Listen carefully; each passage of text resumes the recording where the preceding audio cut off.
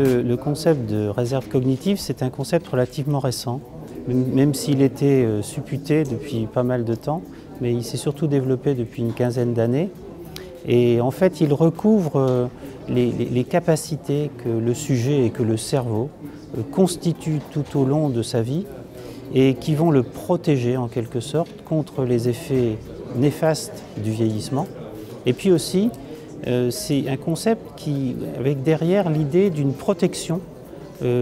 contre les maladies neurodégénératives. Alors ce n'est pas une protection totale, hein, malheureusement,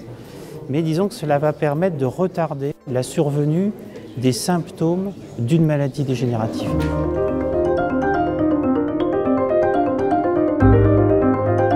Quand on est une femme, on a soi-disant 2 fois plus de risques d'avoir une maladie d'Alzheimer que lorsqu'on est un homme. C'est un résultat qui a été établi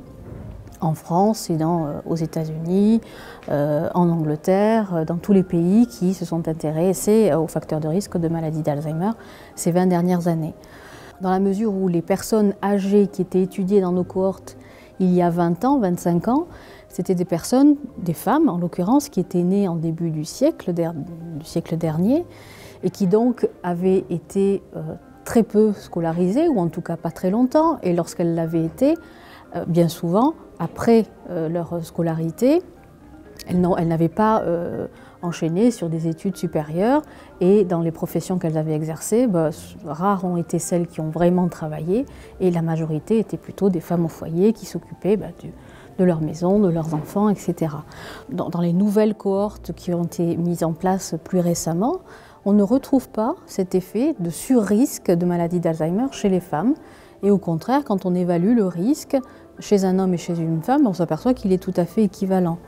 Et que ces femmes qui ont 65 ans, 70 ans aujourd'hui, ce sont des femmes qui sont allées plus longtemps à l'école, qui ont davantage travaillé,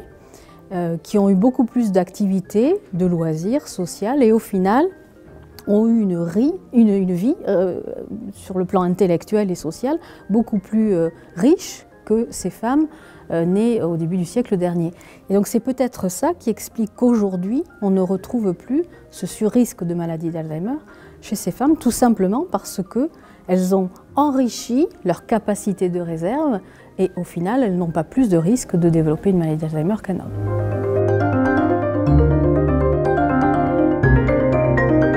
Je pense que le véritable enjeu aujourd'hui, c'est la prévention. Il y a quelques études, y compris en France, qui existent et qui essaient de montrer que le fait, par exemple, d'encourager des personnes âgées à avoir une activité physique régulière, à manger correctement en privilégiant, par exemple, certains aliments qui vont apporter des éléments comme les oméga 3, ou bien en les encourageant à avoir justement des activités sociales régulièrement. Cette étude montrera, j'espère, en tout cas elle tente de le montrer, que ce mode de vie réunissant ces 3 composantes permet de faire en sorte que ces personnes vieillissent un petit peu mieux, y compris sur le plan cérébral.